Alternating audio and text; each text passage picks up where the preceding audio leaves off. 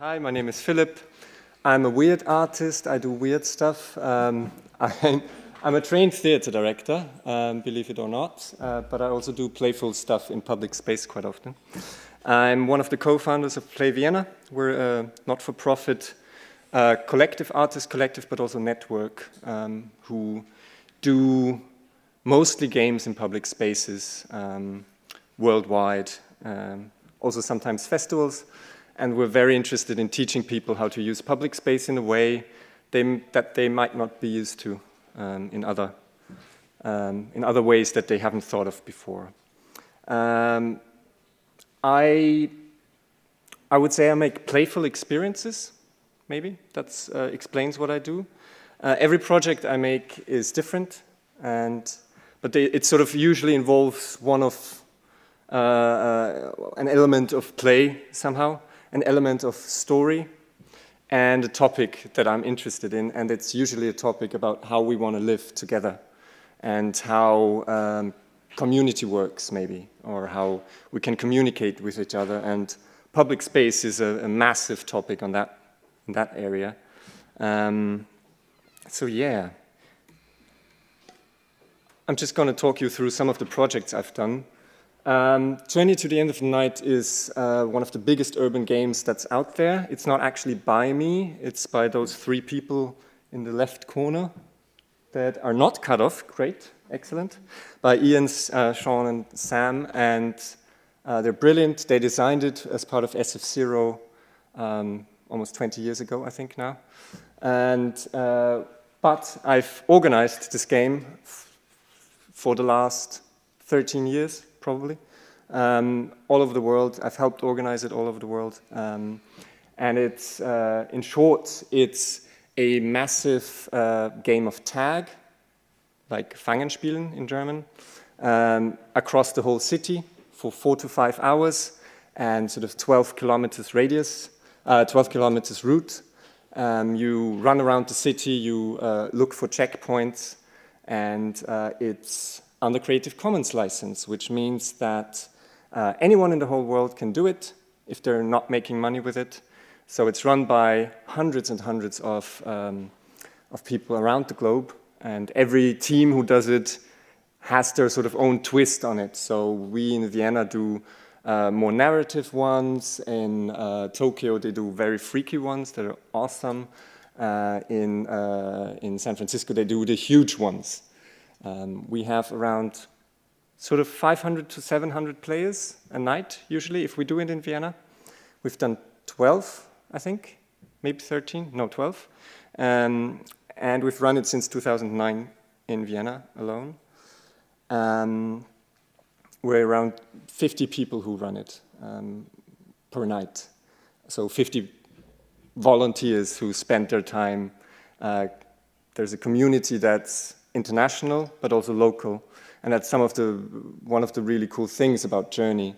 And that I think fits to many topics here, and also to maybe what David and Mira talked about earlier in the morning, sort of about creating a community that helps each other out.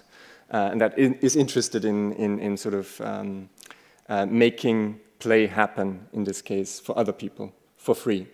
Because we all do it for free and around the world. And you don't pay entry, you don't pay tickets to access it, because I think quite often in public space there's an accessibility issue. As soon as you have to pay, you exclude people, and we try to include as many people as we can, if possible. So, the game. As I said, it's a chase game. So at the start of the game, you get 3 things as a player. You just turn up. You don't have to register. You just turn up at the starting location, which you'll get because you've followed us on social media or our homepage or in sort of our newsletter feed. You get 3 things. You get a map of the city with the rules and with the checkpoints that you need to visit. You get 2 ribbons. One blue ribbon, which you put on, kind of looks like this. And one red ribbon, which you put in your pocket. The blue ribbon marks you as a player. It makes you stand out from all the other people in the city, because we don't, it's not a registered event, It just happens. There's no legal way we can register it in Austria. There's no legal system we can use in order to register it. It's not theater. It's not a demonstration. It's not a political whatever. We've had this discussion with the city quite often. We're sort of one of their examples about gray zones, which is an interesting topic to get into. Because you are chasing 700 adults through a city at night, and the city is real, the city is dangerous, there are cars, they might hurt you, there is police, it might arrest you if you do something illegal. What if you trespass because you're running away from another person and you're jumping over a fence, and all of a sudden you're in someone's backyard and they're actually not so happy about you being there, but it's actually fun to still be there. So yes, there are legal areas that are a bit difficult. And it's very much about negotiating the spaces we use, the spaces that are public, the spaces that are private, and who owns those and who has access to those. As I said, you get a blue ribbon marking you as a player, but also there are people who wear red ribbons, and they mark them as chasers, so they catch you. If you're caught, just like in a game of tag, it's just a big version of a game of tag. It's just across the whole city. When you're tagged, you shake their hands, give them your blue ribbon as a trophy, because they like trophies, and you put on your red ribbon. Like in a game of tag, you are now a chaser, and you can now catch people. And when you catch people, you can still win the game by catching as many people, the most people out of all the chasers. But yes, you continue your evening as a chaser, and you sort of switched sides, and you're now the hunter, not the hunted. And it's very fun, usually. As I said, about 700 players. So what we do is, in Vienna we have 6 checkpoints. Other cities have fewer checkpoints or more checkpoints. In San Francisco, they play with around 2,000 people. And the whole sort of concept of the game changes then. We are very theatrical. Lots of our group are from a theater background, others are from a hacking sort of technology background. But so we like to do narratives. We like to do sort of small scenes at each checkpoint that sort of give you a glimpse into a world. And we've done this a lot. We've experimented a lot with very little interaction, with a lot of interaction, with little story, with a lot of story. You have to follow these checkpoints in order, so you can't do checkpoint 5 before you've done checkpoint 4. But what we found, of course, that since you can get caught at any point in the game, that it's very frustrating for you as a player if you've had a great linear story and you've been at checkpoint 3 and the story is really picking up and it's really interesting, and then you get caught between checkpoint 3 and checkpoint 4 and you don't know what the end is. And you're sort of robbed of that experience of the end. So what we do now is we create a world, a story world if you want, and we have a theme that's an overarching theme over the whole evening. And rather than creating linear checkpoints that sort of follow each other, we create a world that gives you glimpses into these worlds. And so this topic, for example, was the world was people against the monarchy. And you see those 4 ladies on the left bottom are 4 queens you had sort of to pay an audience to and greet them. And of course we did this for those of you who are from Austria. You probably know what this is. This is the Castle Schönbrunn, and it's actually on the roundabout outside of Schönbrunn. So it's a space that's not used at all usually because it's inaccessible. It's very hard to get there. Why would you use it other than a transit zone? It's not very nice. There are cars running around all the time. It's loud, it's sort of stinky. It's not a place that is used, even though it's public space. So why not use it? So in this case, this was the topic, and each checkpoint sort of dealt with a revolutionary idea of sort of a more or less monarchy society and the people and the people's rights. But rather than following on from each other's stories, they just gave you a glimpse and made you maybe reflect on the topic, but not actually follow up on any other checkpoints, other than having the same theme, or maybe recurring characters you could notice again. So yeah, what we found is it's really important when you're trying to do these projects to create a shared fiction, or a shared fiction is something that really helps players form a community and become part of a community. And usually that shared fiction is, of course, mostly readable by those who are in the game, who are players, who are actively participating. But it also becomes half readable by outsiders, by innocent bystanders. And sort of course, people coming past this weird scene here will think that's weird and that's out of the ordinary. So we're always striving to create something that's extraordinary in that kind of location that it's in.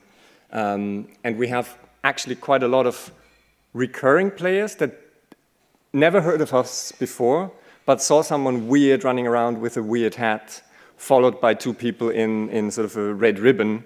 And they asked them, hey, what the fuck are you guys doing? Sorry for swearing. And we were playing this game. Can I play now as well? No, you can't, it's already started. But this is what it's called, look it up. And they come next year, and they bring two friends, and those two friends bring another two friends the year after. So it's very much, we've never invested anything in advertising.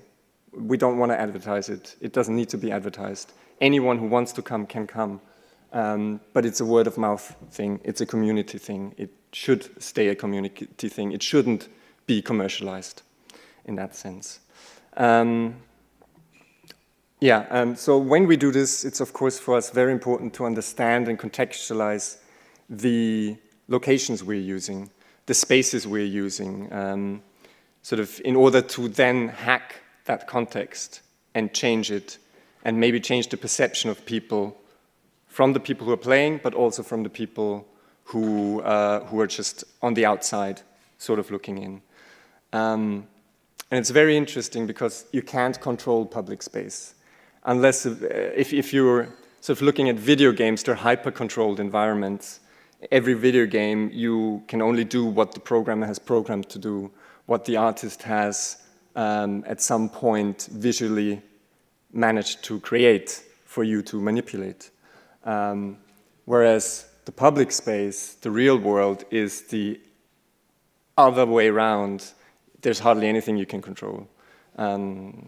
So it's an interesting thing to design for, because you can't expect everything, and you have to expect everything. So we play a lot with emergent gameplay of things we haven't perceived before, but we need to react to in order what the players think they need to be doing and what they're actually doing. Yes. The next project is a project I just switched in 5 minutes ago, so this will be interesting. It's sort of a project we've done since 2014, and we do it every couple of years. We're invited to do it. It's called the Personal Adventure Automat, so the Personal Adventure Vending Machine. And it's usually as part of a festival. And it's this weird little, very much handmade object. It's a vending machine. It works. You can press a button. Things fall out. It includes several, as you can see, question marked entities, envelopes in this case. And they include several things you can use later, but one of them is always a mobile phone. And of course, as soon as you pick it out, it rings. And of course, because you're curious, you pick up. And you talk to the other person. And there is an actor or an actress, and they guide you through your own personal adventure in the public space. And it's really your own personal adventure. We have a blueprint that we use, but everything that's decided is decided by you as the player, and you have full control over it. If we notice you're too scared to do something, we'll switch it to something that you're comfortable with. We always negotiate with you what you're prepared to do, but it's always a negotiation. It can never be a fixed thing. It has to be a negotiation, and it has to be a constant communication. So we're very much asking what is the agency that the player has in that case? How are they using it? How can they access an agency that they are the master of their own adventure, even though we're guiding them through through it, and even though we're sort of helping make that adventure possible? The way it works is that we have one actor, narrator, who guides them through it, but there is a telephone system that actually links many, many extras that are invisible in public space. And they have sort of earphones and they're connected to the same phone call. So I'm ruining all, if you're ever playing it, I've just ruined it for you, sorry, spoiler alert. And they react to things. So the voice, the narrator will say, he picked up the phone. He was standing in front of a crowd and holding a lecture. All of a sudden, there was a person in a gorilla mask coming up behind him and tapping him on the shoulder. This isn't happening now, but it would be in the real situation. So that we might have an extra in here jumping up because they're listening in, they know what's happening, they're prepared to do something for you that helps you understand public space in a different way and create your own adventure in your own life, basically, for half an hour. We've chosen the phone call because at the time we were very interested in sort of the intimacy of public space. Public space is when we think of public space, we think of a huge plaza usually, of a market. We heard a market before. How are the markets working? I would actually add to that question, it's not are they working, how are they working? Because I feel the space down there, at least today, seems very much a consumption space. So if I'm not consuming or if I'm not shopping at the market, I'm not actually using the market correctly in the way it's been perceived. If I'm doing something different, like running my own adventure, running away from a guy in a gorilla mask, then I'm not using it as it was intended. But actually it's a public space, so I'm allowed to do that. It's mine as well as someone else's. And I think that's a really important point. Who does public space belong to and how do we use it or want to use it? But we found that actually this phone call is a super intimate thing. There's one voice on the other side and they're just talking to you and they're creating this separate space, a space for you and them, and that's it. No one else can listen in. I mean, you don't know that there are 10 other people on the line listening in. But actually, it's a really intimate thing for you and another person. You hear them in their ear. It's not a loudspeaker thing. We're used to that as a you call friends, you call family on the phone. So to create that personal thing, intimate thing, in a huge city that's full of millions of people is not an easy thing, but yeah. And we use pervasive technology.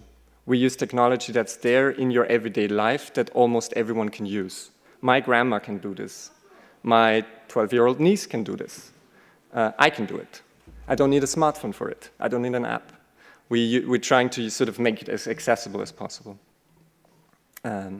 And we're expanding sort of the space you are in through an audio layer, of course. Through visual layers, through interaction layers with other actors, but also through an audio layer. And that audio layer is as simple as guiding your look, seeing where you look when you normally walk through a city. And this can already be one of the most amazing things for people, that they look up rather than looking down all the time. That they are actually perceiving the space rather than traversing it or just walking through it. And we make, through this narrative we're creating with you, we're of course making the normal everyday life space a diegetic space, a space inside a story that is just for you. So you perceive it differently. You will remember it differently because you'll find something out about the space that you didn't know before. Same thing in Journey. If you started with your friends, at some point you get separated because there's a chaser right behind you and you run down the wrong alley and it's a dark alley and it's night and you're actually scared and actually you're thrilled. And at the same time, it allows you to do something that you wouldn't do normally but it allows you to do it in a fairly safe environment because there are lots of players around, so there are other people who know what the type situation is that you're in, so they can check on you if the need arises. And later, during the day, at some point, a couple of weeks maybe, you walk across this space and you realize, I've been here. I know this. Where do I know this from? And you have an instant, very intimate connection with the space. It becomes your space because of the story and because of the experience you sort of had there. Right, and the next project that I want to talk about is, those two projects were very narrative. This is totally different. This is a street game. And it's actually a series of street games. It's called Urban Post-itism. And we call it a series of urban colonialist strategy games. And it uses game mechanics that are very much derived from sort of military games like capture the flag, capture the base. But you're capturing the public space.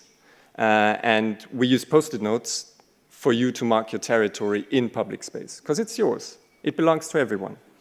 So you choose your base. In this case, we see this sort of pole has been used, and we see the 3 players on the left, sort of frozen in motion, and we see 2 innocent bystanders sitting on the bench, clearly scared. We're clearly invading her personal space. I chose this picture for a reason. This was in Verona at Tocati festival, and it's a festival that's for games in public space, for street games. So the Veronese, they're used to that kind of thing, and still she was sort of uneasy about it, because she didn't have any sort of connection with it that much. She was there to do something totally different, to sit with her friend and talk as you do in a park.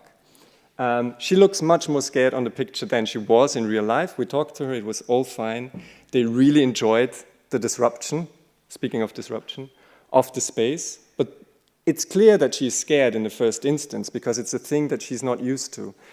It's adults, not children, adults running around, a very aggressive act, in a space that's not used for adults to be running around in, you know. Of course, it's there for it, but people are not used to it. Of course, you can do it, but it's not in people's minds that adults can do a silly thing like running around. This is when kids play. It's totally different. People are so super fine with it. It doesn't matter. They're playing the exactly same game, but when adults play it, it's scary. It's out of the ordinary. So we're trying to find the context of this park and changing it just through your simple actions. And this marking your territory just makes sure that you know that actually you can mark this territory for 5 minutes, for 10 minutes while you're playing as yours, because it's a shared space. And for that, you're giving it back afterwards, you know? But you can do it. It's yours to play around with and to use in a different way that it maybe was intended to be used. So this simple act of playing in public space becomes a political act, at least for adults. But as I said, as soon as she noticed we were just playing, we weren't assaulting anyone, she was totally fine with it, because play is also disarming. You can disarm people with play. It's a charming thing. It's actually silly if people run around in a weird hat in a public space. It's silly, so it's not dangerous, at least not perceived to be dangerous. Yeah, so that's it from me. What you do in public space changes it, changes the perception of it. So use it in a different way than maybe just as a transit zone or maybe as a consumption place in a cafe. Try to think differently and use it however you like. It's yours to play in. Thank you.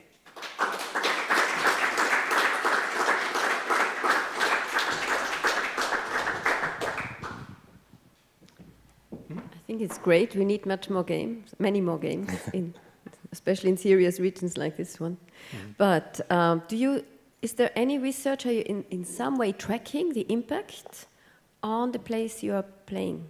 Like those, now you told us the story of the 2 Veronese ladies, but globally, like guerrilla gardening has an impact on a town, on a commune. So what are you Are you tracking it somehow, or just the feedback? We are not. Yeah. We're not. There is research out there, but very little. It's very much a subculture, even though it has existed for thousands of years. I mean, there are, weirdly, archaeologists are tracking it much more than we are, because in Rome, people played on the street and they actually sort of scrapped things into the walls because they were playing there. So on an archaeological point of view, you know for thousands of years people have been playing in streets, and they were researching that. On this, no. It's also hard, what do you want to track? Like, what is the impact? How do you track an impact that's very much a mindset, possibly, and not actually in a neoliberal sense, usefully quantifiable impact, if that makes sense. It's difficult to do. We're not, because we don't have the capacity. I think it's interesting. I think it's up to universities to do that. And it's also up to universities to release that under Creative Commons license. Like we do, most of our games are open for the public, because we believe in, you can't put a money on playing in public space. You shouldn't. It should be as accessible as possible. Other questions? How do you deal with situations where you are confronted with, say, people who have experienced trauma or violence? People who, I mean, I can imagine somebody who's been, severely beaten up, yeah. And you have a group of people running towards you. Yeah. You might be severely re-traumatized. How do you deal with that? It's a very difficult issue, I think. The thing is, we don't do things that don't usually happen. Like what we're not doing is, we're not using a huge axe and running towards you. We're not involving players that are not part of the game in a sense of that we're attacking them. What we're doing is always clearly labeled as play actions, because of the way we look, because of the way the actions look. So we mark people with ribbons that shows it's a weird situation, and you notice those ribbons quicker than you think. But you're absolutely right, it's a difficult thing to traverse. The problem is that you might always have people run around in the street towards you. So this trauma might also happen just because you're running around outside. And for those kinds of trigger events, let's call them that, we try to not do anything against that, because it's almost impossible for us. For other triggering events, like topics of abuse, for example, in the personal adventure, we're trying to not trigger them by not actually doing them. So we try to engage in topics that are not as easily triggering, let's put it that way, for certain situations.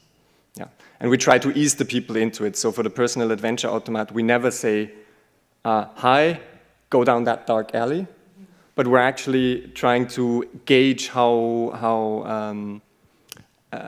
you tick as a person, if you're a scared person, if you're more cautious, and we try to ease you into doing the actions that are really adventurous for you. And the action being really adventurous for you might be going outside in a huge public space, and that's it. For another player, it might be, I don't know, opening a sewage canal thing and walking down, So there are different people, and we're trying to slowly ease you into and check out, are you still comfortable? Are you not comfortable? Can we do the next step? We're trying to push your boundaries, but we're not trying to jump over the boundary 10 meters away, if that makes sense. I don't know, has that answered any questions? Yeah? Okay, cool.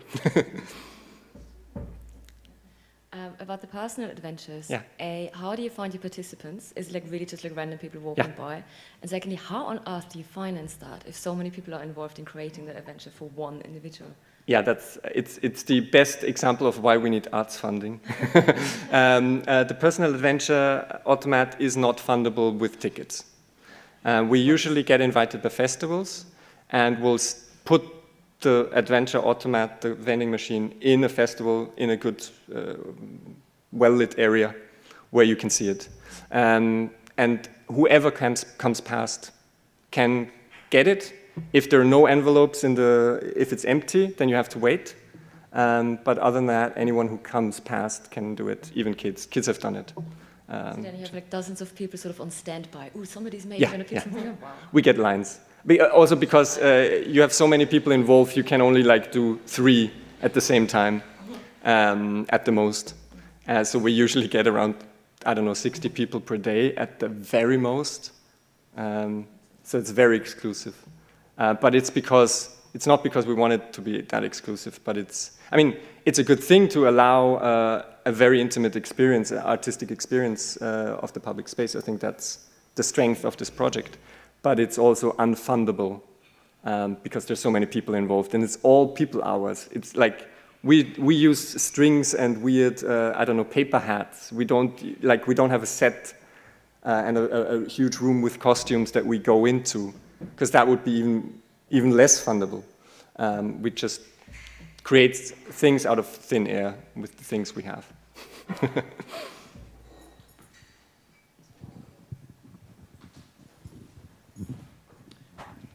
Great that you're publishing the playbooks under a Creative Commons license. Do you have any other legal tools or templates which you use when you are playing these games in cities? Or do you have a network of lawyers in the background, so if there occur any problems? We do not. We have made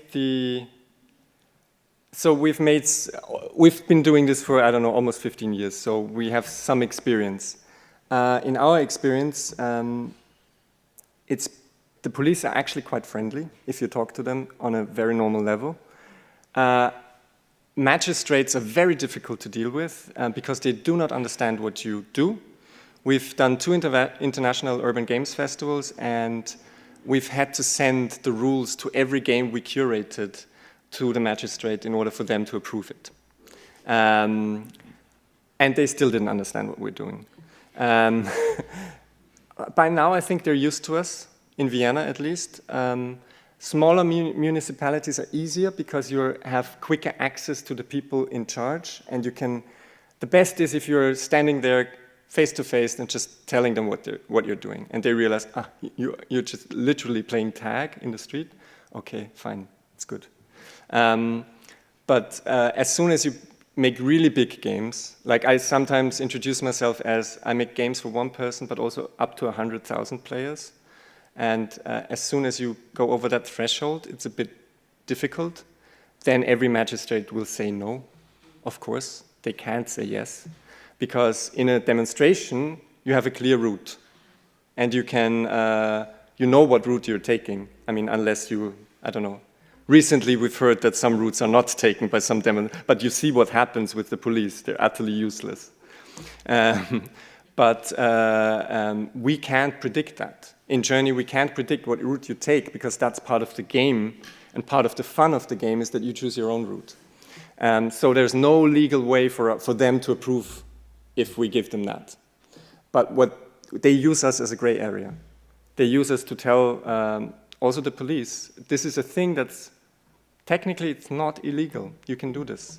It just becomes a problem when there are too many people involved because it becomes dangerous potentially. And to make sure that those dangers, you limit those dangers as much as possible is, I think, on an ethical level and moral level, anyway, that's what you need to do as a designer. But also as an organizer, if you want to put on things like that, small things, no problem at all. If you want to put on big things with many people, talk to someone who's experienced in it. Because they might have something. But yeah. And we have a very good Rechtsschutzversicherung. I think, yeah. That was Thank you. Sorry for talking so long.